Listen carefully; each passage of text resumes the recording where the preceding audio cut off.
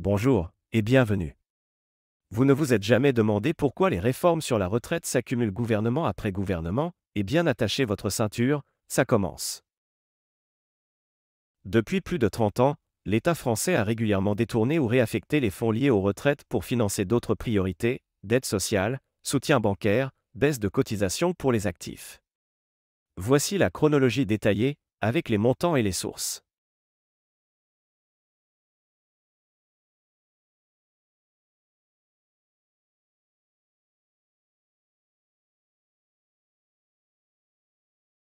Allongement de la durée de cotisation, de 37 ans et demi à 40 ans dans le privé. Ce n'était pas une ponction directe d'argent, mais une réduction des droits, imposée pour tenter d'équilibrer les caisses. Première étape de fragilisation des retraites.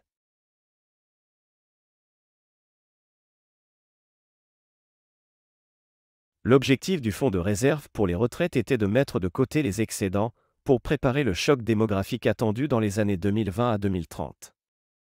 Le capital prévu devait atteindre 150 milliards d'euros en 2020. En réalité, il n'atteindra que 36 milliards avant d'être réorienté. Le fonds de réserve pour les retraites devait être le bas de laine des retraites françaises.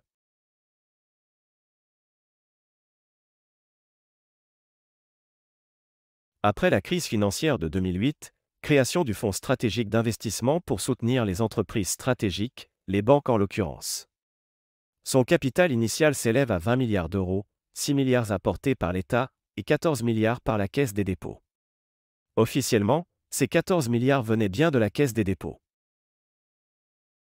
Dans son dernier livre 2008, best-seller dès sa sortie, le célèbre journaliste d'investigation spécialiste des banques Pierre Jovanovic affirme et prouve, documents et sources à l'appui, que 30 milliards d'euros issus des retraites ont bien été utilisés en 2008 pour sauver les banques et créer le Fonds stratégique d'investissement. Précisons que Macron a utilisé des méthodes de barbouze pour empêcher la sortie du livre. Des faits qui révèlent la véracité de ses propos. Son témoignage sidérant est dans cette vidéo sur la chaîne.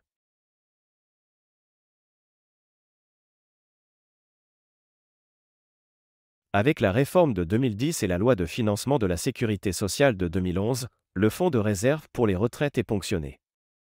Il doit verser 2,1 milliards d'euros par an à la CADES, la caisse d'amortissement de la dette sociale, de 2011 à 2024. Au total, près de 30 milliards d'euros siphonnés sur la période. En plus, 1,3 du prélèvement social sur les revenus du capital, qui devait initialement aller au fonds de réserve des retraites, est redirigé vers la CADES. 0,28 points de CSG est lui aussi affecté à la CADES.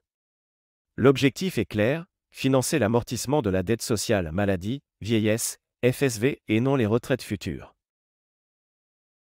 C'est l'opération la plus massive de transfert de fonds retraite vers la dette.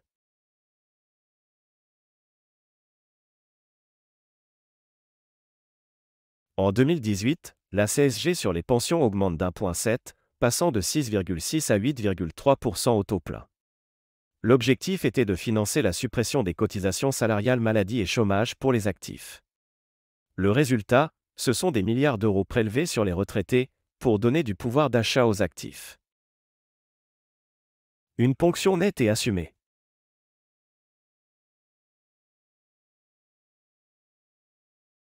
En août 2020, la CADES est prolongée jusqu'en 2033. Elle reprend 136 milliards d'euros de dettes supplémentaires, liées au Covid, aux hôpitaux et aux déficits sociaux. Et le flux du fonds de réserve des retraites, 2,1 milliards par an jusqu'en 2024, est prolongé partiellement. À partir de 2025 et jusqu'en 2033, 1,45 milliard d'euros seront encore prélevés chaque année. Encore près de 13 milliards d'euros siphonnés au-delà de 2025.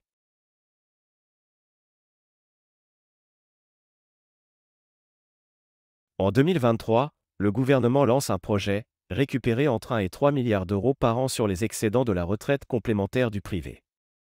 L'objectif affiché est de soutenir la CNAV, le régime de base. Mais face à la forte opposition des syndicats, la mesure est finalement abandonnée.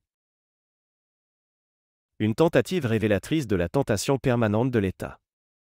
Car oui, la caisse du privé est excédentaire, pas celle du public.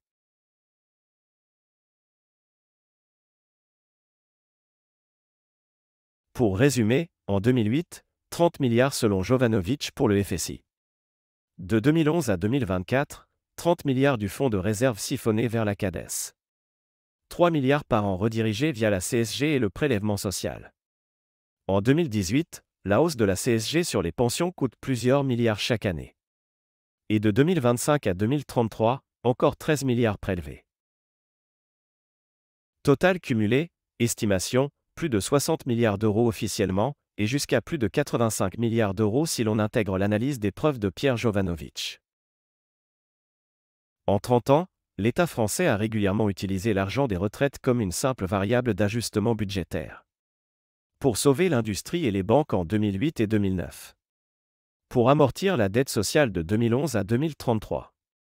Pour financer le pouvoir d'achat des actifs en 2018. Et même en tentant de capter les excédents des complémentaires en 2023. Résultat, le fameux bas de laine des retraites a été dépecé, et les générations futures héritent d'un système fragilisé.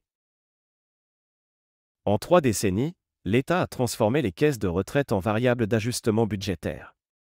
Du fonds de réserve siphonné sous Sarkozy, à la CSG augmentée sous Macron, en passant par la prolongation de la CADES, ce sont des dizaines de milliards qui ont été prélevés. Promis aux retraités, cet argent a servi à éponger la dette et à sauver les banques.